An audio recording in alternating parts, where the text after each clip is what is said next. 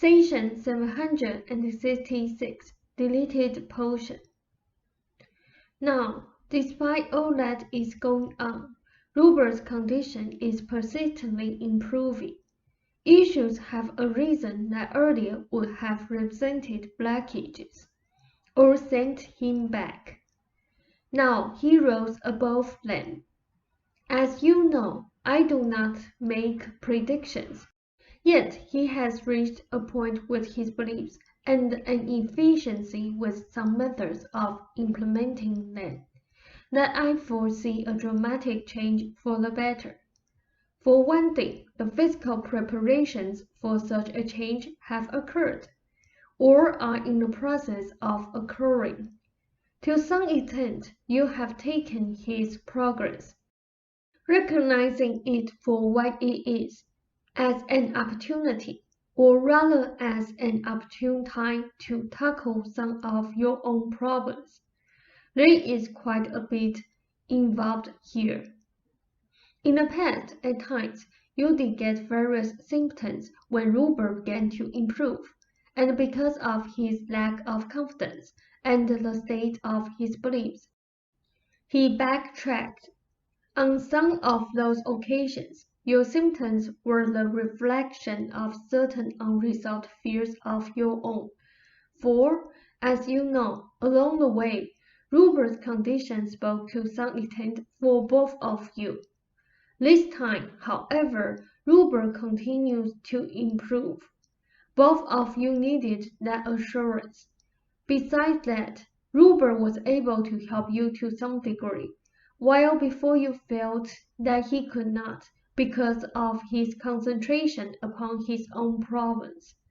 Since you work together far more than most, it is rather natural for you to work out your problems together also. In a way, you felt free enough now to bring those of your own into the open again. Rupert has felt soreness, and then felt it drain away, almost as a physical proof of inner soreness disappearing. Somewhat in the same way, you let your questions and problems physically emerge, where they would be out in the open, and Rupert would no longer be afraid of your problems as well as his own, as he used to be. Your joys and challenges, and his, jointly from your realities. You were proud that Rupert was in the process of improving so considerably. You also wanted to make sure that at the first sign of difficulty, he wasn't going to backtrack.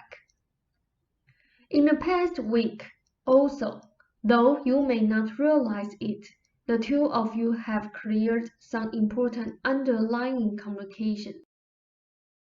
Events that each of you might have misinterpreted in the past were handled quite differently. In another way, old stereotype patterns were somewhat broken up. This allowed changes in your thinking, both of you. Rupert was not always the one who needed to be waited upon, for example. You did not consider him in that light in the same way that you did before. He also saw you in a more realistic light, so that your needs could be viewed more clearly. You made some comments very important to him, further illuminating how his past beliefs colored his thoughts, so that he looked at the worst side of the given picture. You understood not feeling well at times, the difficulties he had been up against. Whole areas of communication were cleared, areas pertinent to your current situation. The situation made, you examine your own beliefs also, and to realize that you are generally in a state of excellent practical health. You can appreciate that fact more than you do. You took a temporary situation, then, and chose it for those reasons. Despite beliefs you have that are less than advantageous, you have been in good practical health.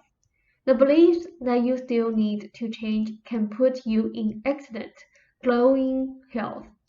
But the body is not unresponsive, but highly responsive to your beliefs and attitudes. You decided to take the focus point in a determination to rid yourself of the underlying causes once and for all. I realize only too well that what I say can often appear very simplistic. Generally underlined 4 times. Suicides do not appreciate, for example, for whatever reasons, the quality of life, but set up demands as to what life should be. They require a perfection that life itself never delivers. To whatever extent you place demands upon life or others, to that extent you will cut down on your options and experience difficulties. Life does not perform on demand. To the extent that you enjoy the quality of life itself, you do not need to place demands upon it, for its abundance shows in profusion. Whenever you concentrate upon what can happen negatively, you literally cut down your options, inhibit your own and life's abundance. You feel unsafe and ill at ease. You are learning. If you honestly trust life and your situation in it, all seeming problems disappear. I say this time and time again. Now I bid you a fond good evening. Ross said, "Thank you," said, "Very good. Good night."